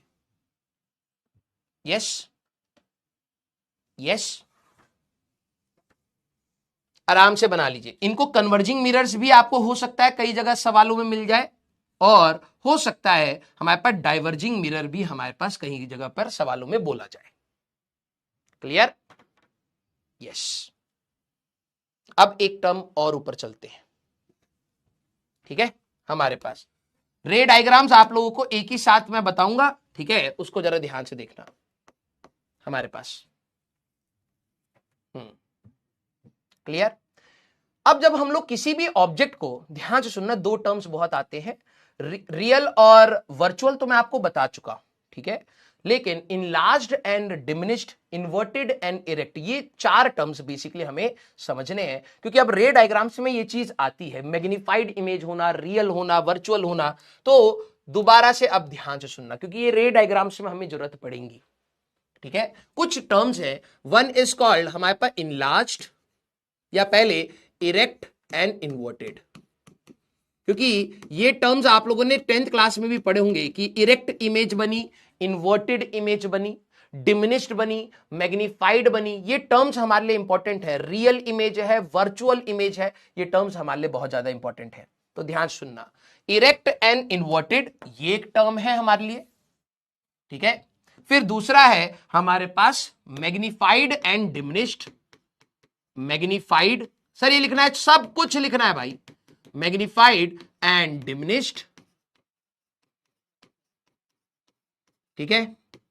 और रियल और वर्चुअल तो हम लोग पहले भी बात कर चुके हैं, लेकिन फिर भी मैं आपको कहता हूं यहां रिवाइज जरूर कर लीजिएगा। हमारे पास real and virtual, real and virtual, तो ये चीज हम लोगों ने बात कर ली है। रियल में रियल ऑब्जेक्ट भी हो सकता है, ठीक है, ऑब्जेक्ट भी रियल हो सकता है और इमेज भी रियल हो सकती है, ठीक है, मतलब रियल इंटरसेक्शन होना चाहिए। और वर्चुअल का केस क्या होता था सर? वर्चुअल में ऑब्जेक्ट भी वर्चुअल हो सकता है, सवाल करेंगे, और इमेज भी वर्चुअल हमारे पास हो सकती है। सर वर्चुअल कहने का मतलब जब जबरदस्ती आप इंटरसेक्शंस करने की कोशिश कर रहे हैं, राइट।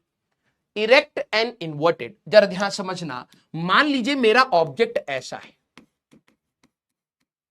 मेरा ऑब्जेक्ट कैसा है? ऐसा, ये है ए, ये है बी, राइट, या उल्टा ले लो, खोपड़ी एक इंसान की, जरा ध्यान सुनना, एक है ए, एक है बी, राइट। मतलब मैं अगर शीशे के सामने खड़ा हूं, मेरी शक्ल के सामने शक्ल बने, पांव के सामने पांव बने, उल्टी ना बने कि भाई मैं अगर किसी शीशे के सामने खड़ा हूं तो मेरे सामने पांव आ रहे हैं और शक्ल नीचे जा रही है, दैट इज इन्वर्टेड इमेज। मतलब मान लीजिए पेन है, इसकी इमेज बिल्कुल ऐसे बने, ना कि ऐसे, तो इरेक्ट इमेज। अब इसकी कोई डेफिनेशन नहीं है, इमेज अगर आप देखें इसकी कैसे हो, अगर आप देखें तो हमारे पास जब ए ऊपर है तो ए डैश भी ऊपर हो और बी डैश इस तरीके से हो, या फिर ऐसे बने ए डैश एंड बी डैश, समझ रहे हो? इरेक्ट इमेज हमारे पास हम लोग क्या बोलेंगे? एक ऐसी इमेज ए के सामने ए डैश हो, बी के सामने बी डैश हो, this is your erect image, this is your erect. छोटी भी हो सकती है, बड़ी भी। अब इसमें जो हाइट का रेशियो है, मतलब हाइट के बारे में बात कर रहे हो तो मैग्नीफाइड एंड डिमिनिश्ड है। इरेक्ट मतलब हेड के सामने हेड हो, टेल के सामने टेल हो, बेसिकली इरेक्ट ये है। और अगर मान लीजिए मेरे पास एक ऑब्जेक्ट है इस प्रकार से, यहां ए था, यहां बी था, अब इन्वर्टेड इमेज, इन्वर्टेड कहने का मतलब क्या होता है कि इमेज ऐसे बने कि ए के सामने बी डैश आ रहा हो, इसकी इमेज, और ए डैश ऐसे आ रहा हो। छोटा भी हो सकता है और बड़ा भी हो सकता है इमेज, राइट, इस तरीके से। तो अब ये मत बोलना कि सर ये तो हाइट बढ़ गई, तो वो मैग्नीफाइड एंड डिमिनिश्ड की बात करेंगे। इसको हम लोग कहते हैं इन्वर्टेड,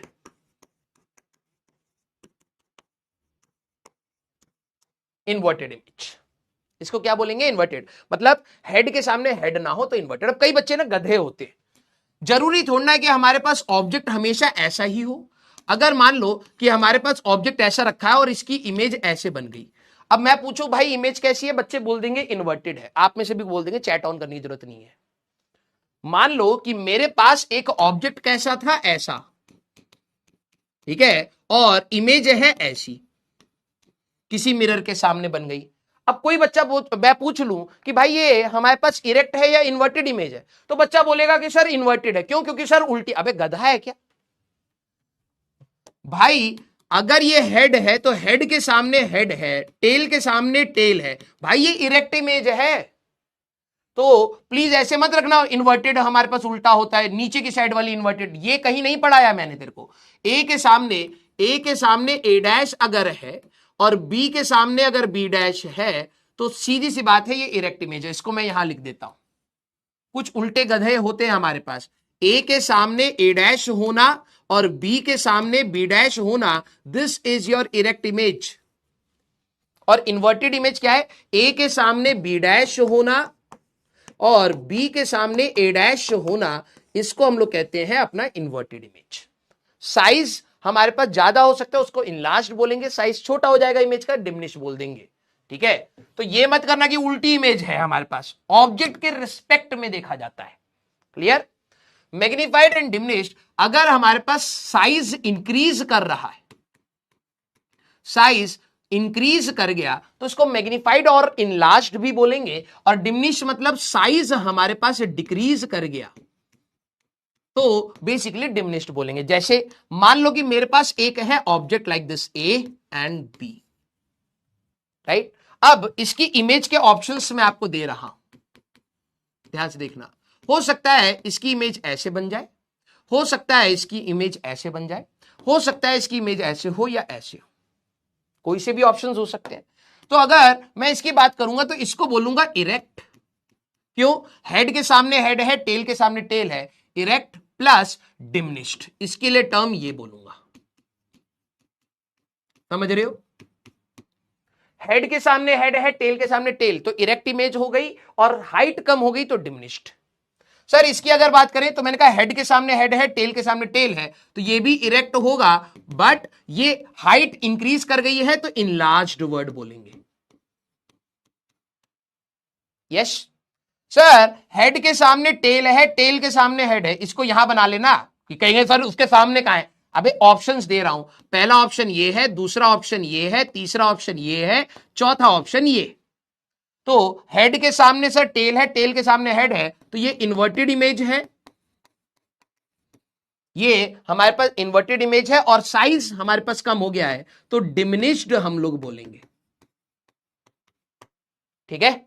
और हेड के सामने टेल है, टेल के सामने हेड है, तो इन्वर्टेड ही बोलेंगे, एंड हमारे पास इनलार्ज्ड, क्योंकि साइज हमारे पास इमेज का ज्यादा है तो इसको हम लोग बोलेंगे इनलार्ज्ड।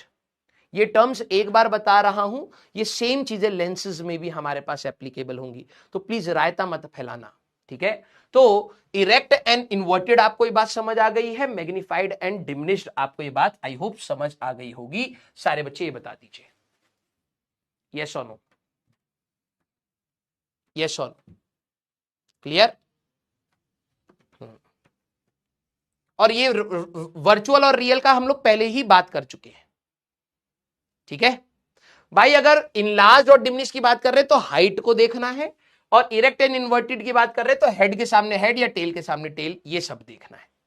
क्लियर? आइए अब जरा यहां पर ध्यान समझना, मैं एक यहां पर आपको रे डायग्राम का एक टेबल दे रहा हूं। ठीक है? ये रे डायग्राम का टेबल है, ये आपका होमवर्क रहेगा फिल करने का। ठीक है? ये आपका होमवर्क रहेगा, फिल करके अगली क्लास में आना है। जरा देखना, सिमुलेशन से हम लोग इसको सीखेंगे। ठीक है? हम लोग इसको सिमुलेशन से सीखेंगे। अब ये 10वीं क्लास का पता है।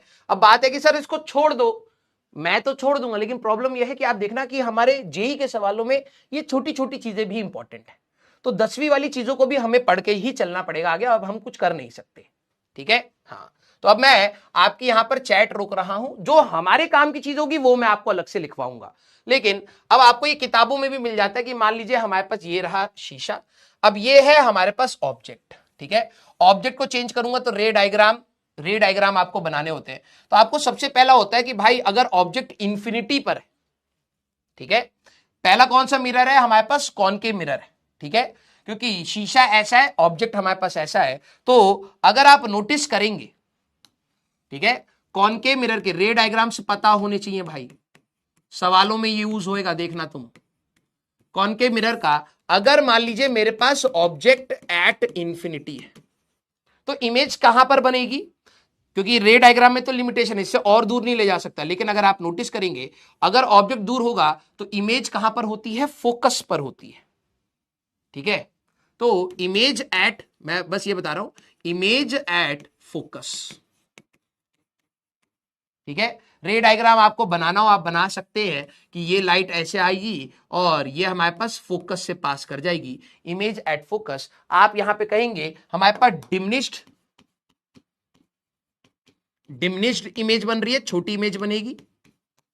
यस, और ध्यान से देखना, ऑब्जेक्ट हमारे पास, अब मैं थोड़ा ऐसे कर देता हूं, ऑब्जेक्ट हमारे पास ऐसा था, इमेज हेड ऊपर है, इसकी हेड नीचे है, तो जब ये ऑब्जेक्ट हमारे पास इंफिनिटी पर होगा तो फोकस पर हमारे पास इमेज जाएगी, इन्वर्टेड इमेज हमारे पास बनेगी। राइट? तो डिमिनिश्ड है, इन्वर्टेड है, ठीक है, हमारे पास एन इमेज एट फोकस है हमारे पास। ये बस यही आपको करना है। अगर ऑब्जेक्ट है हमारे पास, ऑब्जेक्ट बियॉन्ड सी, जरा देखना, अब ये आपको भर लेने हैं, ठीक है। हमारे पास अगर ये जो आप नोटिस कर पा रहे हो, this is centre of curvature, this is your focus. अगर मेरा ऑब्जेक्ट सेंटर ऑफ कर्वेचर के बियॉन्ड है तो इमेज कहां बनती है, सी और एफ के बीच में बनती है। ये ऑब्जेक्ट था, इमेज उल्टी बनी, इन्वर्टेड बनी और डिमिनिश्ड। इसकी अगर आप हाइट देखें, ये है तो इसकी हाइट कम आ रही है। सर इसको कम कर लो, तो मैंने कहा इसको और कम हो जाएगी। तुम देखो ये ऑलमोस्ट 2 डब्बे हो गए इसके, 2 डब्बे की हाइट है तो इसकी हाइट 1 डब्बे से थोड़ी सी ज्यादा है। तो आप ये कह सकते हैं डिमिनिश्ड बनेगी, इन्वर्टेड होगी और रियल इमेज बनेगी। यहां पर भी आप देख लेना रियल इमेज, क्योंकि रियल इंटरसेक्शन हो रहा है तो हमारे पास रियल इमेज यहां पर बनेगी, ठीक है। रियल इमेज हमारे पास यहां पर बनेगी।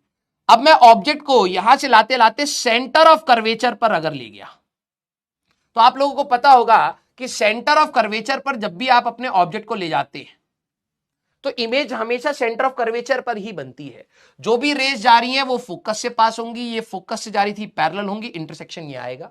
तो अगर इमेज हमारे पास सेंटर, ऑब्जेक्ट हमारे पास सेंटर ऑफ कर्वेचर पे, तो इमेज कहां पर बनती है, एट सी ओनली। नोटिस करना रियल इंटरसेक्शन हो रहा है लाइट रेस का, हाँ, तो आर का रियल इंटरसेक्शन, रियल इमेज लिखते हुए चलते हैं यार, या फिर चलो आप लोग लिख करके लाना अगली क्लास में, ठीक है। अभी समझा देता हूं। रियल इमेज बन रही है, हाँ, इन्वर्टेड बन रही है। सर ऐसी ऑब्जेक्ट थी, इमेज ऐसे हो रही है, इन्वर्टेड बन रही है, और सर सेम हाइट की हमारे पास बन रही है, तो सेम साइज बोलेंगे। Clear, at centre of curvature. Notice करना, अगर मैं ऑब्जेक्ट को, इस वाले ऑब्जेक्ट को कहां पर लेकर के जा रहा हूं, फोकस और सेंटर ऑफ कर्वेचर के बीच में, तो इमेज कहां है, बियॉन्ड सी। इमेज कहां आ गई, बियॉन्ड सी। रियल इमेज है, हाँ, इन्वर्टेड इमेज है, हाँ, और इनलार्ज्ड है। ऑब्जेक्ट इतना था, इमेज बहुत बड़ी है, इनलार्ज्ड है। जैसे ही मैं इस ऑब्जेक्ट को बेटा फोकस पर ले जाऊंगा, तो आप ये नोटिस करना, ये दोनों रेस पैरेलल हो गई। एक सेंटर ऑफ कर्वेचर से जा रही है, वापस चली जाएगी, एक जो पैरेलल आ रही थी फोकस से पास हो जाएगी, ये दोनों पैरेलल हो जाएंगी। इमेज कहां चली जाएगी, एट इंफिनिटी। फोकस से जैसे ही मैं इसको इस साइड लाऊंगा, अब जरा देखो रेस कहां जा रही है, इधर मीट हो रही है, तो इमेज कहां पर होगी, इधर होगी। अभी क्या था, इस वाले पॉइंट पर अगर आप नोटिस करें, इस वाले पॉइंट पर ये पैरेलल है, मीट यहां करेंगी, वहां नहीं करेंगी ये रेस। लेकिन जैसे ही मैं हल्का सा फोकस से आगे कर दूंगा, तो रेज अब एंगल पर आ गई, तो मीट यहां करेंगी। यहां ये डिस्टेंस बढ़ रहा है, डाइवर्ज कर रही है, इधर मीट नहीं हो सकता, अब मीट इधर होगा। तो याद करिए 10वीं क्लास में बताया होगा, ऑब्जेक्ट बिटवीन फोकस एंड पोल क्या होता था, वर्चुअल। क्यों, क्योंकि रिफ्लेक्टेड रेस कौन सी है, सर ये रिफ्लेक्टेड है, ये रिफ्लेक्टेड है, तो इनका इंटरसेक्शन आपको कहां पर मिल रहा है बेटा, जरा ये देखना, इनका इंटरसेक्शन सर यहां मिल रहा है। जबरदस्ती करना पड़ रहा है, यस, तो वर्चुअल इमेज आ रही है, यस। देखना इरेक्ट इमेज आ रही है, ये हमारे पास ऑब्जेक्ट है, इमेज ऐसा आ रहा है, इरेक्ट इमेज है, इनलार्ज्ड इमेज है, बिहाइंड द मिरर है। कोई बच्चा बोलता है सर एट एफ बनेगा, एट सी बनेगा, अबे यहां सी तो होता ही नहीं है, पागल वागल है क्या। फोकस और सेंटर ऑफ कर्वेचर इधर होते, इधर कोई सी नहीं, कोई एफ नहीं, कुछ नहीं, एट f/2 f/3 कुछ नहीं, ये सीधे बिहाइंड द मिरर हमारे पास इमेज बनती है। तो ये रे डायग्राम्स आप लोगों को पता होगा। हमें क्या चीज यहां पर काम वाली, ये प्लीज आप लोग बनाना, अगली क्लास में मैं आपको लिख करके भी दे दूंगा, ठीक है। जरा इंपॉर्टेंट पॉइंट्स हमारे लिए क्या है, हमें 10वीं क्लास का ये रे डायग्राम तो पता तो होना ही चाहिए, लेकिन 12वीं क्लास के लिए इंपॉर्टेंट पॉइंट हमारे पास क्या है। पहली बात हमारे लिए अगर हम लोग नोटिस करें, एट सी इमेज, ये काम का पॉइंट है, at C image is of same size, एक ही जगह पर वो सेम साइज की इमेज बना रहा है और कहीं नहीं बना रहा है, हमेशा या तो इनलार्ज्ड है या तो डिमिनिश्ड है। तो सेंटर ऑफ कर्वेचर हमारे पास image is of same size, real and inverted.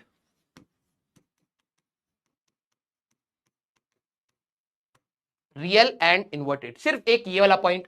दूसरा पॉइंट हमारे पास इमेज वर्चुअल,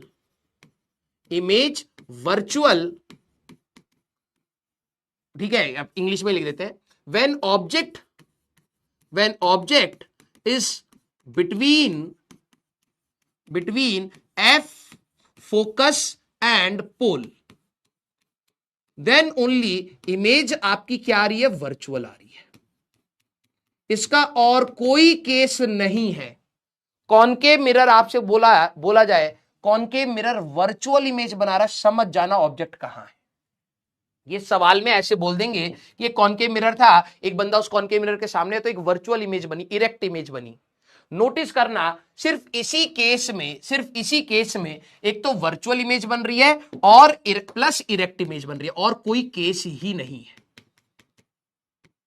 ऐसा और कोई भी केस नहीं है। जरा नोटिस करना हमारे पास, जरा यहां पर नोटिस करना, इस केस में इन्वर्टेड इमेज है, इन्वर्टेड इमेज है, इन्वर्टेड इमेज है, इन्वर्टेड इमेज है, इन्वर्टेड इमेज है, इन्वर्टेड इमेज, हमेशा इन्वर्टेड है। बस जैसे ही इसके पास आएगी, जैसे ही इसके पास आएगा तभी हमारे पास इरेक्ट इमेज है और वर्चुअल इमेज है। तो सिर्फ एक ही केस है फोकस और पोल का जहां पर ये वर्चुअल एंड इरेक्ट इमेज बना रहा है। Otherwise concave mirror always, otherwise concave mirror हमेशा रियल इमेज बनाएगा, रियल एंड इन्वर्टेड इमेज बनाएगा। क्लियर? हमेशा। दूसरी चीज, हमारा वेलोसिटी मैग्निफिकेशन का एक कंसेप्ट आएगा, याद रखना। इमेज हमेशा ऑब्जेक्ट के उल्टा चलती है, इमेज हमेशा ऑब्जेक्ट के उल्टा चलती है। ये बहुत इंपॉर्टेंट है। हमारे पास वेलोसिटी मैग्निफिकेशंस के सवाल आएंगे। मतलब नोटिस करना, अगर मेरा ऑब्जेक्ट बेटा पॉजिटिव डायरेक्शन में जाएगा ना, इमेज रियल हो या वर्चुअल, हमेशा नेगेटिव डायरेक्शन में चलेगी। दोबारा बोल रहा हूं, मैं इस ऑब्जेक्ट को थ्रू आउट धीरे धीरे करके पॉजिटिव हमेशा पॉजिटिव ले जाऊंगा। इमेज रियल हो या वर्चुअल हो, हमेशा उल्टा चलती है। नोटिस करना, लेंसेज में उल्टा आएगा मेरा। ये तुम्हें इस पर नजर रखनी है। अगर मैं देखूं तो इमेज नेगेटिव साइड आ रही है, नेगेटिव साइड आ रही है, नेगेटिव साइड आ रही है, नेगेटिव साइड आ रही है, नेगेटिव साइड आ रही है, नेगेटिव साइड आ रही है, negative side, negative negative negative negative negative negative और नेगेटिव इंफिनिटी पर चली गई। अब सर उधर तो पॉजिटिव में आ गया। अभी देख, यहां पर हमारे पास फिर negative negative negative negative negative negative negative negative negative negative negative. हमारे पास ये बहुत इंपॉर्टेंट फैक्टर है, इमेज हमेशा ऑब्जेक्ट के उल्टा चलती है, भले ही रियल हो, रियल स्लैश वर्चुअल इमेज हो।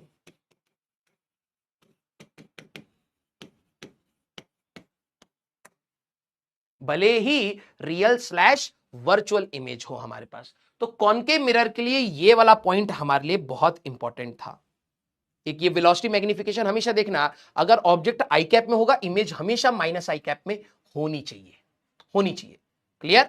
अब दूसरा है हमारे पास शीशा, कॉन्वेक्स वाला भी तो हो सकता है। जब रिफ्लेक्टिंग सरफेस, अगर आप देखें लाइट जा रही है, रिफ्लेक्ट करके चली गई, तो कॉन्वेक्स मिरर हो गया। डिस्टेंस ऑफ ऑब्जेक्ट, डीओ मतलब क्या है? Distance of object. कुछ भी रख सकते हो आप, कहीं पर भी आप अपने ऑब्जेक्ट को रख सकते हो। नोटिस करना, अगर ऑब्जेक्ट बहुत दूर है तो इमेज कहां जा रही है? फोकस पर जा रही है, राइट? अब मैं इससे ज्यादा दूर नहीं कर सकता, जितना आप पास रखोगे इमेज यहां है, जैसे जैसे मैं इसको दूर ले जाऊंगा तो इमेज कहां जा रही है? फोकस पर जा रही है। तो डिमिनिश्ड, जबरदस्ती आपको इमेज बनानी पड़ रही है, वर्चुअल इमेज है, और वर्चुअल इमेज हमेशा क्या होती है? इरेक्ट इमेज होती है। आप रे डायग्राम से देख पा रहे होंगे, ये भी लिखवा देता हूं, नहीं तो बाद में गधे बोलते हैं। वर्चुअल इमेज जो आपकी आ रही है, ये हमेशा ऑलवेज आपकी इरेक्ट इमेज आ रही है, और रियल इमेज जब भी आपकी बन रही है, ये आपके हमेशा इन्वर्टेड इमेज बन रही है। ये रे डायग्राम से हम लोगों ने नोटिस किया है ना। अगर आप नोटिस करें, ये हमारे पास ऑब्जेक्ट है, तो रेज आकर के टकरा करके चली गई, इनका रिफ्लेक्शन आरआर्स का इंटरसेक्शन कहां आ रहा है? यहां आ रहा है। अगर आप नोटिस करें, हमारे पास जबरदस्ती इंटरसेक्शन कर रहा हूं, तो कौन सी इमेज हुई? वर्चुअल इमेज हुई। वर्चुअल इमेज हमेशा हमारे पास क्या है? इरेक्ट इमेज है। आपका ऑब्जेक्ट कहीं पर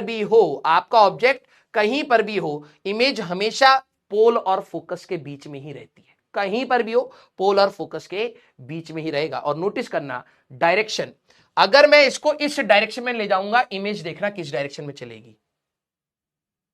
सर आप नेगेटिव में ले जा रहे हो, इमेज तो पॉजिटिव में चल रही है। मैंने कहा हाँ, और अब मैं पॉजिटिव में ले जाऊंगा, इमेज देखना।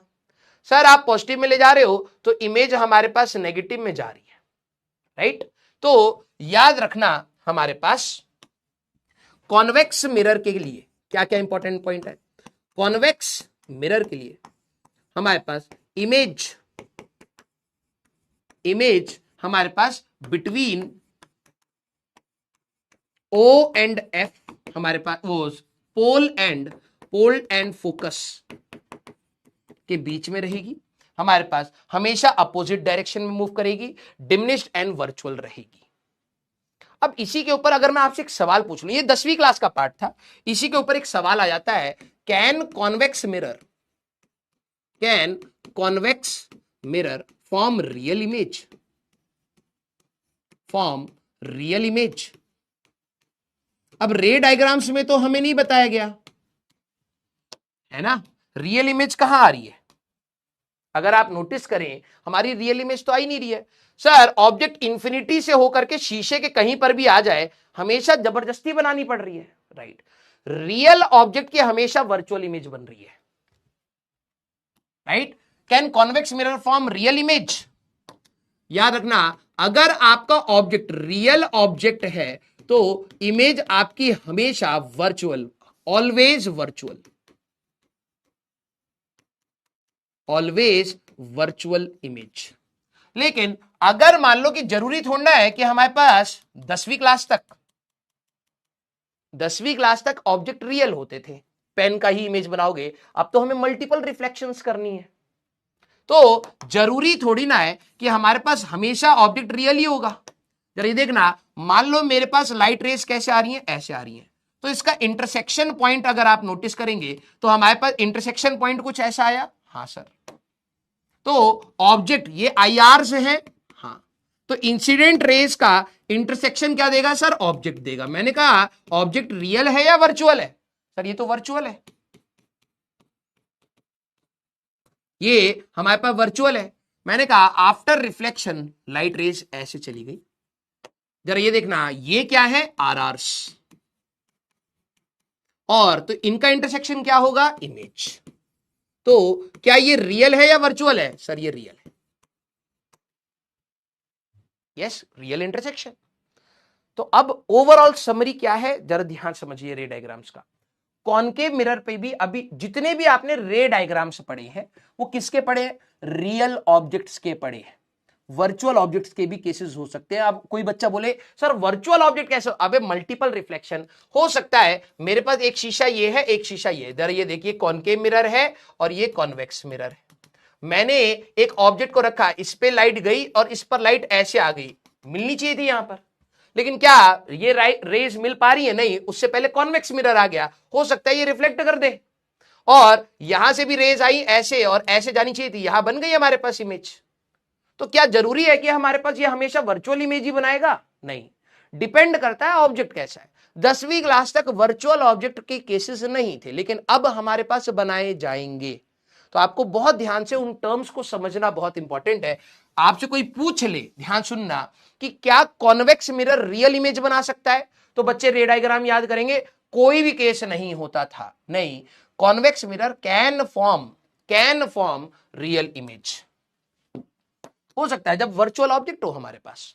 लेकिन क्या रियल ऑब्जेक्ट के लिए कभी रियल इमेज बनाएगा, ये नहीं, ये तो हम लोगों ने रे डायग्राम से सीखा ही है।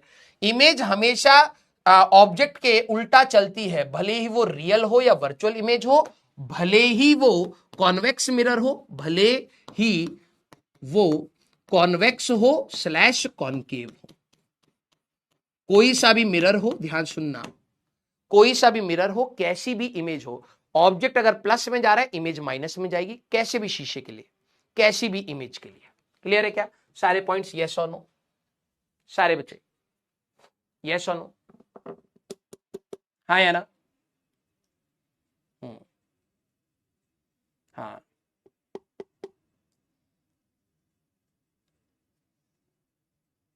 यस,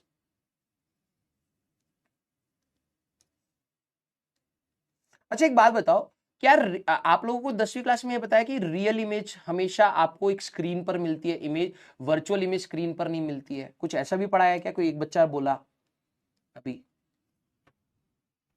सारे बच्चे एक बात बताओ, क्या आपको यह भी बता दिया गया है क्या कि रियल इमेज के लिए स्क्रीन चाहिए होती है? रियल इमेज आप तभी देख पाओगे जब हमारे पास स्क्रीन होती है, और वर्चुअल इमेज आपको स्क्रीन की जरूरत नहीं होती। कुछ ऐसा भी पढ़ाया गया है क्या आपको? एक बच्चा बोला अभी। हाँ चलो, कल मैं आपको एक और चीज दिखाऊंगा, ठीक है? कल मैं आपको एक और चीज दिखाऊंगा। फिर ये गलत है, इसीलिए मैंने ऐसा, ये इसकी कोई रिक्वायरमेंट नहीं है, ठीक है? ये गलत है, इसकी कोई रिक्वायरमेंट नहीं। मैं आपको कल एक्सपेरिमेंट वीडियो में करके वीडियो में दिखा दूंगा। आप देखना कि रियल इमेज हमारे पास जरूरी नहीं है स्क्रीन चाहिए हो, हमें हवा में भी दिख सकती है, ठीक है? ये दिखाऊंगा मैं आपको। अब नेक्स्ट क्लास के लिए आप लोगों को अपना रे डायग्राम्स पूरा लिख करके आना है। नेक्स्ट क्लास में हम लोग बात करेंगे मिरर फॉर्मूला, जो आप लोगों को पता भी है, और मैग्निफिकेशंस, मिरर फॉर्मूला एंड मैग्निफिकेशन। तो कल की क्लास में हम लोगों के क्वेश्चन स्टार्ट हो जाएंगे, ठीक है? तो कल की क्लास में हम लोगों के क्वेश्चन, ये कॉन्वेक्स मिरर का भी आप प्लीज, ये मैं टेबल दे रहा हूं बेटा, बना लेना, ठीक है? ये आप लोग प्लीज फिल कर लेना, मैं कल लिख करके ले आऊंगा, ठीक है? और मिरर फॉर्मूला एंड मैग्निफिकेशंस पर हम लोग जाएंगे।